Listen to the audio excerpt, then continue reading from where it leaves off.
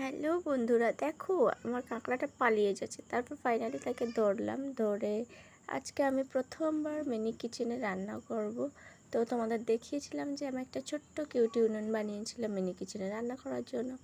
তো আমি আজকে রান্না বসিয়ে দিলাম। ছোট ছোট করে কাঠগুলোকে কেটে ওর মধ্যেই তেল দিয়ে দিয়েছি।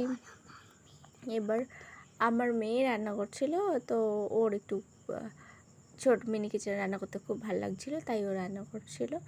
দেখো ছোটো ছোটো করে আমি ছোটো ছোটো পাত্রগুলোতে মশলা নিয়ে নিয়েছি আর কাঁকড়াগুলোকে তেলের মধ্যে দিয়ে দিয়েছি ভাজার জন্যে।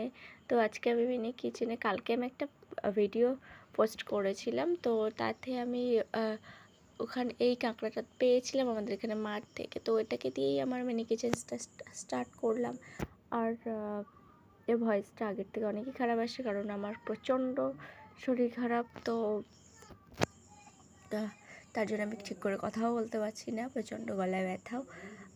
তো দেখো সবাই কেমন হয়েছে জানিও। তো আমি আজকে কাঁকড়ার ঝাল রান্না করছিলাম। তো দেখো কি সুন্দরভাবে আমার উনুনটা জ্বলছে।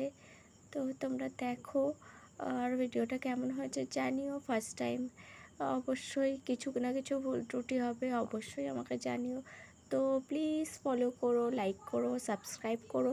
আমি দেখতে পাচ্ছি যে অনেক বন্ধুরা আছো যারা আমাকে লাইক করছো না। তো দেখো, তো খারাপ লাগলে অবভিয়াসলি তোমাদেরকে লাইক করতে বলবো না, বাট যদি তোমাদের ভালো লেগে থাকে আমার কন্টেন্ট, অবশ্যই একটা লাইক করে দিয়ে যেও। আর দেখো কেমন হয়েছে। আর সবাই ভালো থেকো। টাটা, দেখা হবে অন্য কোনো ভিডিওতে।